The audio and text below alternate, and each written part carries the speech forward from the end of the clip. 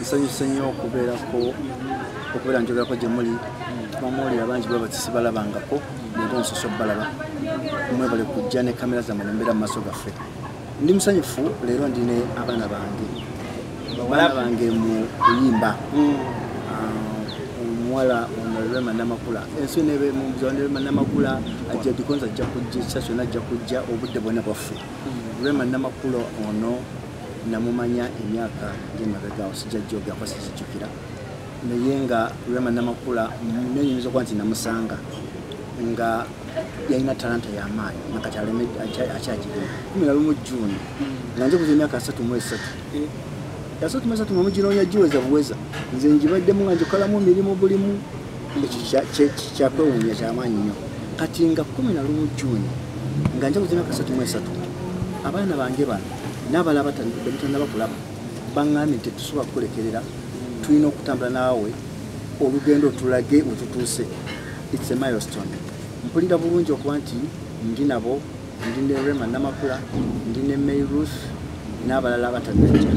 naye nga tuli mu kintu kino nga kigenda kubanga kya buzibu nga kyakabenje ate nga kyakabi nnyo okuba nti tugenda kukijaguza wamu n'abayizi bange olwokuba nti nali nnyimba nga nsasula ssente ntonoko ku balala olw'okuyimba naani yakisobozesa Mwami Ssaaka yantwalayo ate nali mwana munaku nnyo ebiseera simanyi siba kusanga Mr. Ssaaka simanyi naye Katonda yaninga egyagatta pazo ze bw'ati n'abigatta okuba nti mu kaseera ako naliwaawo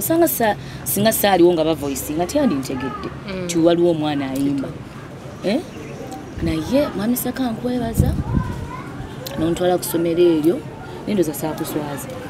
twasabula albamu awe ziwera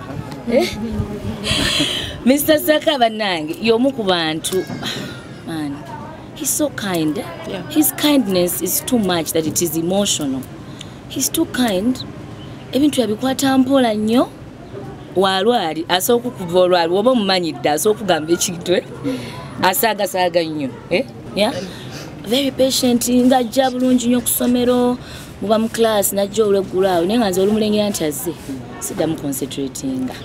bamanyi ssaawa yagenda kuyimba era nga tukyagamba Namakula fulumira ddala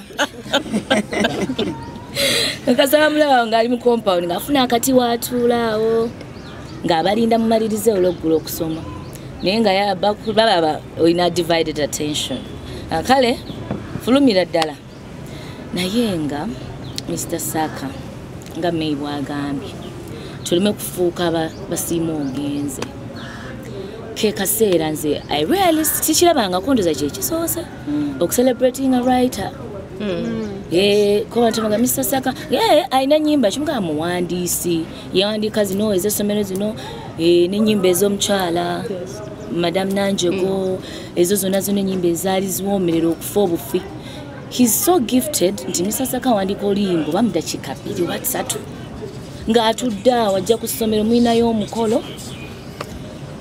nga babeetaaga like in a week's time n'atuula awo mu compound n'awandiika oluyimba ne muluyisaamu n'abawa amaloboozi gweyimba wali Mr. Ssaaka, I'm super proud of you. I thank God for your life. I thank God that we met. Kubanga olina eddaala ddene nnyo ku kusoma kwange ne ku career yange kubanga okumanya amaloozi gano ag'enjawulo nti muntu ayimba soprano manayimba tenor manayimba alto ago gonna nagamanyirako ggwe ngenda okuvaayo okutandika ogamba nti backinga mu studios mayina kubanga obucubacuba eddayi nga bakuyita okiwuuwa kuno endi naganja noteke mbu backup nkoye ebiri ng'ogimanyi egyo naye kusomero gyovimba kati ebyo biyiga nabiyigira ku Mwami Ssaaka kuba nali osobola okuba ng'oyimba naye nga tomanyi kwebakinga kuba abayimbi tubalina bangi nasobola okuyimba eddoboozi ddungi naye nga tasobola kukola ki kwebakinga oyiga kiyige buli kimu kya practice naye nga ebyo byonna Mr. Ssaaka yabinjigiriza nange weebale era nga 11 June abalungi mwenna abali eyo mujja supporting Mr. Ssaaka. Amasomero gawandikidde musindika abaana mubakubirize bajje babeerewo abazadde omwana we yali asomeddeko musomero Mr. Ssaaka gye yali atendese kyangwa obeerewo n'abaagaliza well wishers nga muli ogamba nze I appreciate good music o supportinga bambi jangu obeerewo mujje mumuwagire ffenna gye tuli nze ngenda beerayo obimba obw'essomero obwo tujja buyisaayisamu waliwo abakitandikawo nga babujja ku YouTube mba ndi awo nga osinga mbyerabidde awo manyi tubeera kati osibe ku lubredi biki naka makeup mama ne basiwolayo oluvidiyo nga ninga mukende omanyi keje ninga Mr. Ssaaka weebale era Mukama ajja kukikukolera omuntu obeera n'omutima omulungi okirekera Mukama ajja kukikukolera 11th June master we tuli tujja kubeerawo tugenda kukunga abantu tujja tukusupportinge omutima omulungi ogwo okufunemu obulamu bulungi pozo bubo watukubye oluyimba kitiibwa kya Mukama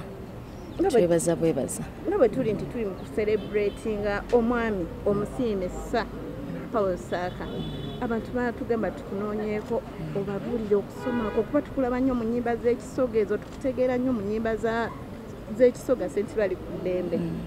oyingira otya mu kwaya eno era ojoyininga otya kwaya eno baaba olugero lwo luwanvu saagala kulimba naye nga yenga mu Mr. Ssaaka mu meetinga ndi mu vakia P7 nga ze n'abaana b'ebuddo bali ku voicinga ku no end ne bagetinga in touch ne mami Halima kuba nali ngenda kujoininga secondary school Mr. Ssaaka n'amugamba omwana oyo ng'ayimba bulungi ndoza tumutwale bali ku ddembe ekisoga abaana bakwaya gyeri naye mukyabulamu eddoboozi ery'amaanyi n'akwata nantwala nayogera bulungi nnyo ebiseera bye twalina ne headmaster nenfuna half bursary olw'ekitone okuyimba era Mr. Ssaaka nkimwebaliza nnyo.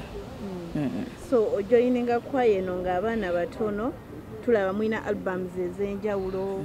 tulaba ennyimba ntambula nga ludde eddoboozi eriri emabega tuwulira lya Helena Nanjego kati ntambula nga ludde alina versions obanga bbiri omukyala Helena naye yasomera ku bali ku ddembe kati ebiseera ebyo bwe baakola album ya ntambula nga ludde kati ffe engeri gye twali nti tubaddidde mu bigere nga bamaze ova mu ssomero ne tubeera nga tuluyimba nga onabeera nti obayita ewantu kwa lwali lunene oluyimba olwo lukyali olwa message yalwo ennungi nga tuluyimba naye ngaolwa Helena amaze ovaayo naye kisigala nti eddoboozi eriri recorded lya mukyala Helena Nanjego ne video ya Rema Namakula omu ku baali mu Rema Namakula ya anti ebiseera ebyo bwe baakolera oba tuzisomero tiyalina bulungi nnyo sente zikola video tumala okutuukayo ffe nga bazifunyemu ng'ate olaba voice nga bakoze eki bagenze naye ng'ate nze osigala ompulya muzina endala ezaddembe gaali maka nyingi nnyo ezaddirira after that zonna zaali nnungi sijja kulimba kubanga Mr. Ssaaka awandiika nga bw'ogambye nti bazikomyawo up to now nti kikulaga nti omuwandiisi wakabi omuwandiisi kyawandiika tekikaddibwa tekivunda ne baaliya bajja dduuliriza because omuwandiisi yali w'amaanyi ate mwami mugezi nnyo so I give all credit to the writer naye nga zonna zaali ensofosi I can't pick a song nfuuka ntya w'amaanyi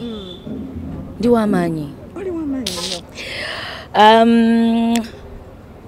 ndoza nga njoyininze Gagamel najoyininga Gagamel oluyimba nasooka okufulumya lungama nti luzanyiddwa nenduwulira nange nentya banduzanye wano you know yali season seko I think that was the time that was my breakthrough abantu abamu tebaagala kulaba byayita byabwe naye gwe bw'otula n'otunuulira ennyimba zino Rema ali mu kagomesa akutta omuggo eyekalakaasa senga w'abaana